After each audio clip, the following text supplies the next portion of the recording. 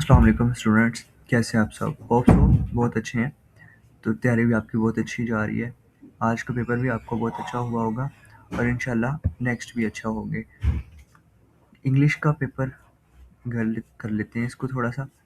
18 marks का आपका पहला सवाल है। 20 का तो आपके एमसीक्यूज़ हैं। एमसीक्यूज़ तो फ़िलहाल मेरे पास कम है, लेकिन जिसको चाहिए वो मुझे कॉन्टैक्ट करे, आपको दे दूँगा। इसी तरह ये जो बाकी 18 मार्क्स का है, ये आपके लिए प्रैक्टिस के लिए है जस्ट। इसमें से पेपर नहीं बन सकता क्योंकि आपने समरी और वो लिखना होता है, बाकी सारी कंप्रीहेंशन होती है। जस्ट आपको इसमें पता होना चाहिए। एक चीज़, वर्ड टू वर्ड यहाँ पे आपने नहीं लिखना। समरी में आपने ये करना है कि इसको पहले सबको अच्छे से पढ़ना है, यानी कि अगर आपको समझ आ गई, थोड़ी बहुत तो आ ही जाती है ना समझ, बस जो थोड़ी बहुत आ गई है वो आपने लिखनी नहीं है इसमें। तो टाइटल का तो वैसे पता चल जाता है। इसी तरह नेक्स्ट क्वेश्चन में पैराफ्रेज करना है कोई सा एक इन दोनों में से, ठीक है। फिर उसके बाद जो रीड द फॉलोइंग पोएम या स्टेंजा है carefully and answer the following question. चलिए स्टेंजा को पढ़ना है पहले तो, और फिर उसको पैराफ्रेज करना है। ये देख लें, इन दो में से शायद कोई एक आज आ भी जाए आपके पास ना। फिर है ये दो सवाल। I will never forget what she asked to see when she opened her eyes and first saw me. She looked at me with her eyes of new and asked me to show her color of blue. चाहिए इसका first stanza में जो daughter है वो क्या चाह रही है, जो लड़की है वो क्या चाहती है, वो आपने बताएंगे। फिर आइज ऑफ न्यू से क्या मुराद है, फिर इसकी राइमिंग स्कीम लिखेंगे और राइमिंग वर्ड भी उसने बोला है कि लिखने हैं। फिर इसी तरह दूसरा स्टैंजा है, उसमें भी आप होप सो ये वही वाला उसी में से एक में ही दे दिए, तो इन दोनों में से आप इंश्योर हो जाएंगे एक आ ही जाएगा। फिर नेक्स्ट, डू एज डायरेक्टेड में 5 मार्क्स का है। कोई से 5 करने होते हैं 6 में से, 6 या 7 जितने भी आएंगे आपके पास, कोई से 5 करने। They should have resolve the issue earlier, इसको पैसिव वॉइस में करना है। कैसे करेंगे पैसिव वॉइस में? अच्छा, अगर आपको जो मुश्किल लग रहा है उसको आप स्किप करें, नेक्स्ट पे आ जाए। नेक्स्ट है हमारे पास नेगेटिव बनाना है। I was doubtful what ever it was you, तो इसको हम क्या करेंगे नेगेटिव में, कैसे कर सकते हैं? ओके, नेक्स्ट है he must work hard to make up for the lost time. अच्छा, तो इसको हमने कंपाउंड सेंटेंस बनाना है, तो कैसे बनाएंगे? See the doctor if your won't is not healing. उसके बाद इसको हमने कन्वर्ट करना है simple sentence, sorry identify simple type. तो इसमें सिंपल टाइप कौन सी है हमारे पास? सी द डॉक्टर, ये तो इम्पेरेटिव होगी ना। अच्छा, नेक्स्ट है हमारे पास we dash enter the hall without permission. तो इसमें प्रोहिबिशन है, तो इसमें क्या करेंगे? कांट एंटर लिखेंगे या वुडंट, जो भी है आप उसको कर सकते हैं। फिर the mob was getting crazier with me, underline noun and identify it's type.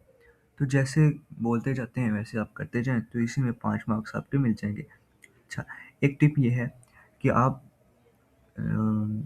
जितने आते हैं वो सारे लिखें, और अगर आपको 5 से ज़्यादा भी आते हैं तो वो भी लिख दें उसमें, ठीक है, ताकि आपके मार्क्स कटिंग होने के चांसेस बिल्कुल कम हो जाए।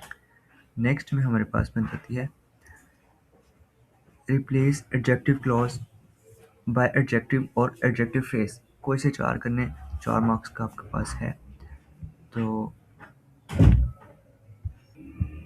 ओके, तो he is a person who spends money in a wasteful way.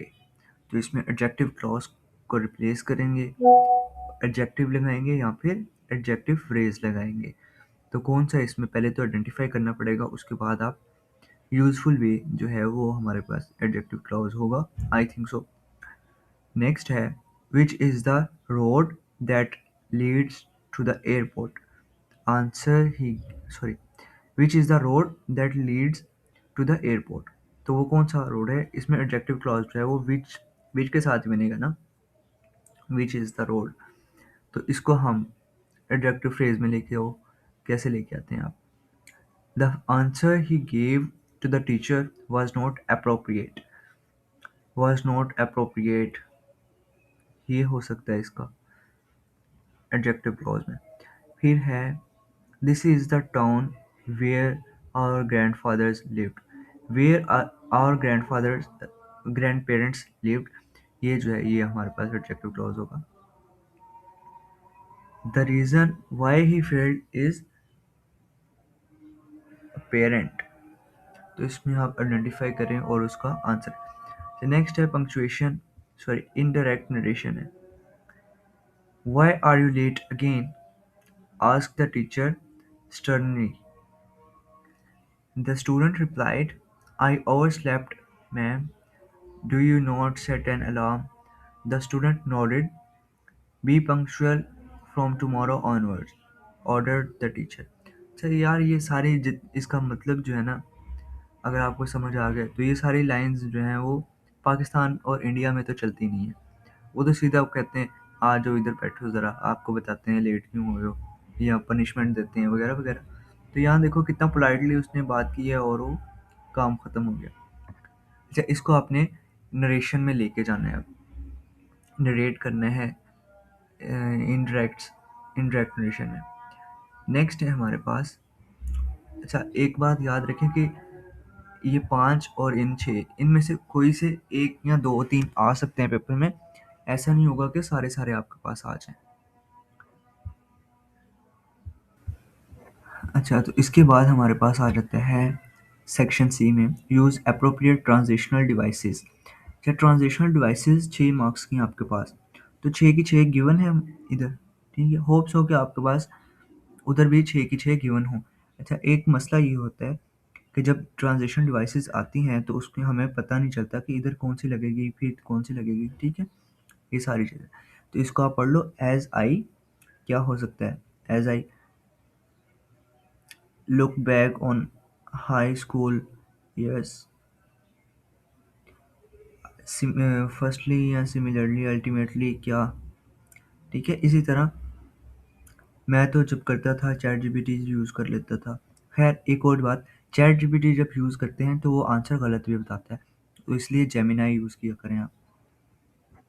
Next है write a letter to district health officer regarding lack of medical facilities. Medical facilities को उनकी ज़रूरत है और वो गवर्नमेंट हॉस्पिटल्स में बहुत कम है. ठीक है, तो उस डिस्ट्रिक्ट हेल्थ ऑफिसर के उनके नाम हमने ख़त लिखना है, उनको ख़त लिखेंगे तो इसमें आपके पास मार्क्स आएंगे. Write an application to school principal requesting her to instruct the cafeteria incharge to provide healthy food. तो एप्लीकेशन और लेटर इन दोनों में से कोई एक आप करेंगे. आप ना लेटर कर लें वो ज़्यादा बेहतर है. एप्लीकेशन का इतना नहीं आता, मतलब मार्क्स यहाँ पे 8 मार्क्स का है तो इसमें 6 से 7 मार्क्स मिलेंगे. लेटर का 7 से 8 भी मिल सकते हैं आपके पास अगर आपने अच्छा लिखा है. फिर ऐसे है आपके पास, ऐसे कोई सा 3 करेंगे. Future of AI. अच्छा एआई वाला जो है ना ये बहुत इंपॉर्टेंट है. एआई है, ग्लोबल वार्मिंग है. ठीक है, ये 2-3 जो है ना बहुत इंपॉर्टेंट है. फिर challenging faced by youth in the 21st century, ये इतना इंपॉर्टेंट नहीं है. Education as a tool for social transformation, ये भी इंपॉर्टेंट है. तो इसी तरह आप 3 से 4 और भी हैं वो आपके साथ में शेयर करता हूँ कि जैसे ड्रग एडिक्शन है और problem faced by drug addicts, इस तरह के जो है ना आपके पास ऐसे डिस्क्रिप्टिव वो वाले आएंगे. ठीक है, ओके अल्लाह हाफिज़. होप सो आपकी तैयारी अच्छी हो जाएगी. बाकी इंशाल्लाह मैं दोबारा चेक करता हूँ, एमसीक्यूज़ भी आपके साथ शेयर करूँगा.